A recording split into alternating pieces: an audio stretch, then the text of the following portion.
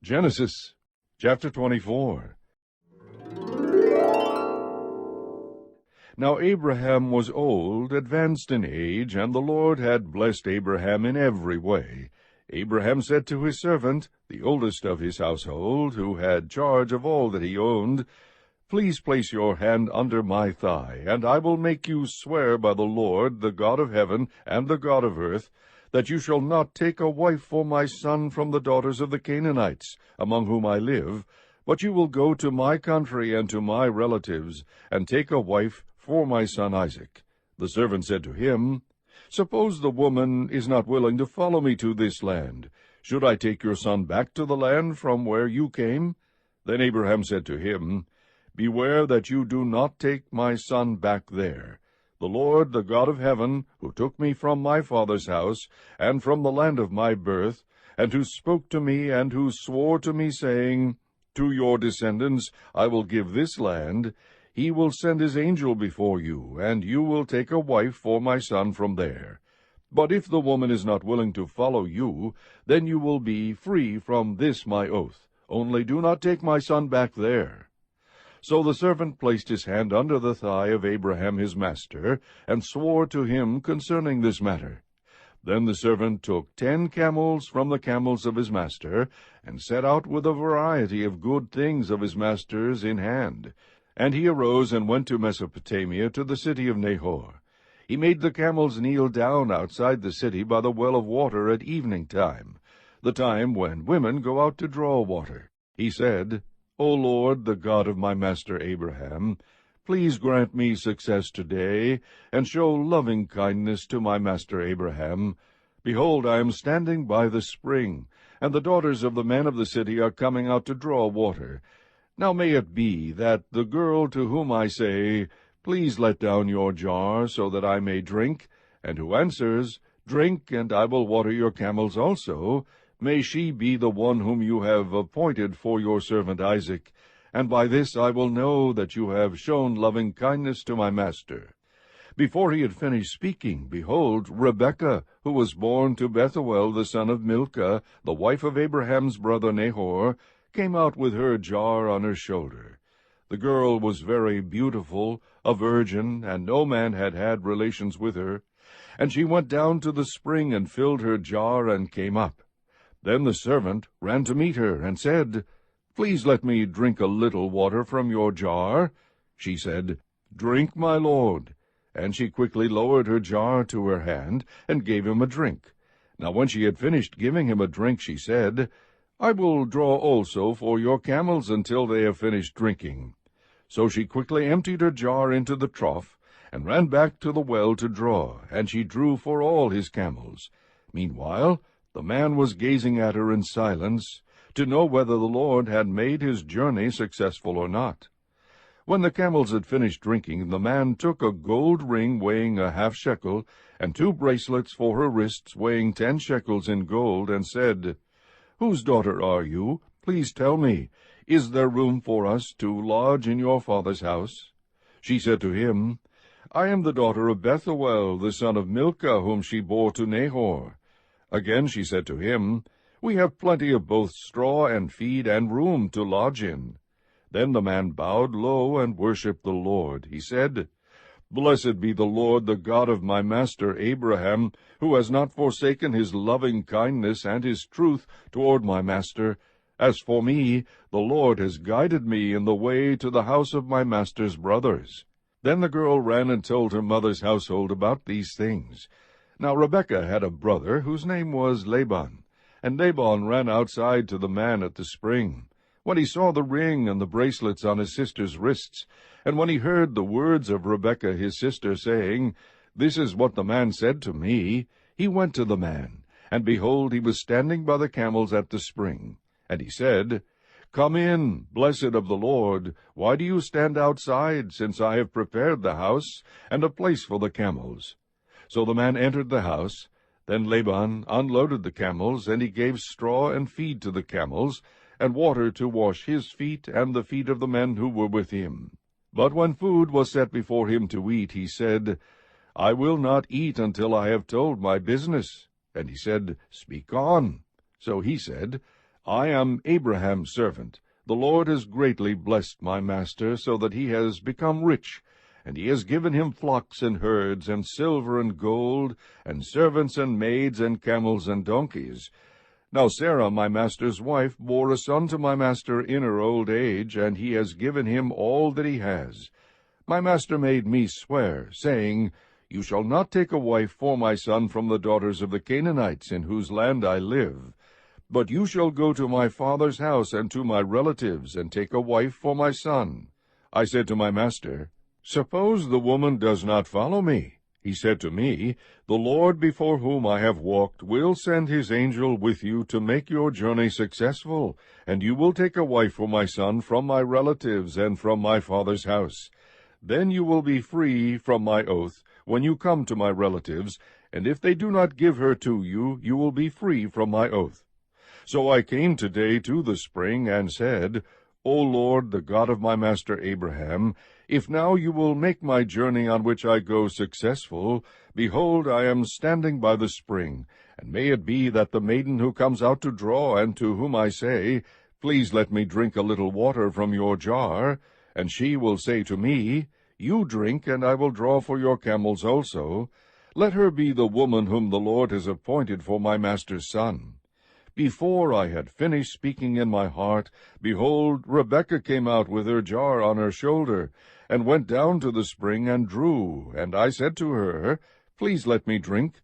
She quickly lowered her jar from her shoulder, and said, Drink, and I will water your camels also. So I drank, and she watered the camels also. Then I asked her, and said, Whose daughter are you? And she said, The daughter of Bethuel, Nahor's son, whom Milcah bore to him. And I put the ring on her nose, and the bracelets on her wrists. And I bowed low, and worshipped the Lord, and blessed the Lord, the God of my master Abraham, who had guided me in the right way, to take the daughter of my master's kinsman for his son. So now, if you are going to deal kindly and truly with my master, tell me, and if not, let me know, that I may turn to the right hand or the left.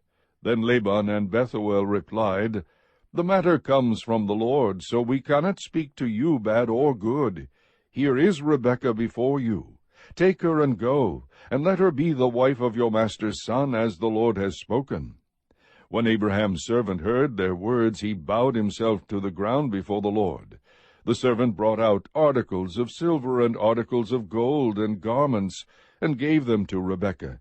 He also gave precious things to her brother and to her mother. Then he and the men who were with him ate and drank, and spent the night. When they arose in the morning, he said, Send me away to my master. But her brother and her mother said, Let the girl stay with us a few days, say 10. Afterward she may go. He said to them, Do not delay me, since the Lord has prospered my way. Send me away, that I may go to my master. And they said, We will call the girl, and consult her wishes. Then they called Rebekah, and said to her, Will you go with this man? And she said, I will go. Thus they sent away their sister Rebekah and her nurse, with Abraham's servant and his men. They blessed Rebekah, and said to her, May you, our sister, become thousands of 10,000s, and may your descendants possess the gate of those who hate them. Then Rebekah arose with her maids, and they mounted the camels, and followed the man. So the servant took Rebekah, and departed. Now Isaac had come from going to Beer-lahai-roi, for he was living in the Negev. Isaac went out to meditate in the field toward evening, and he lifted up his eyes and looked, and behold, camels were coming. Rebekah lifted up her eyes, and when she saw Isaac, she dismounted from the camel. She said to the servant, Who is that man walking in the field to meet us? And the servant said, He is my master. Then she took her veil and covered herself. The servant told Isaac all the things that he had done. Then Isaac brought her into his mother Sarah's tent, and he took Rebekah, and she became his wife, and he loved her. Thus Isaac was comforted after his mother's death.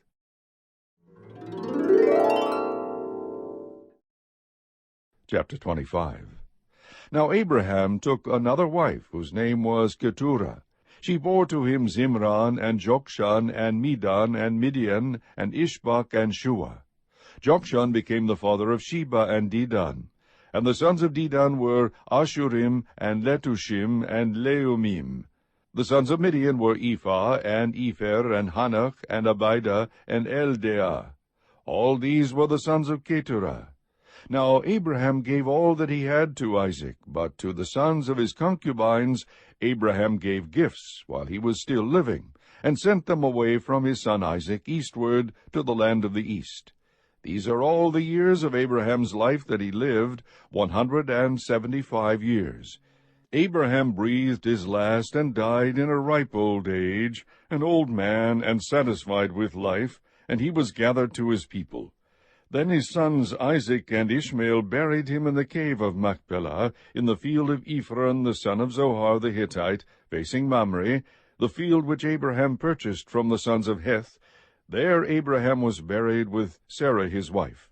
It came about after the death of Abraham that God blessed his son Isaac, and Isaac lived by Beer-lahai-roi. Now these are the records of the generations of Ishmael, Abraham's son, whom Hagar the Egyptian, Sarah's maid, bore to Abraham. And these are the names of the sons of Ishmael by their names, in the order of their birth: Nebaioth, the firstborn of Ishmael, and Kedar, and Adbeel, and Mibsam, and Mishma, and Duma, and Massa, Hadad, and Tema, Jetur, Nephish, and Kedemah. These are the sons of Ishmael, and these are their names by their villages and by their camps, 12 princes according to their tribes.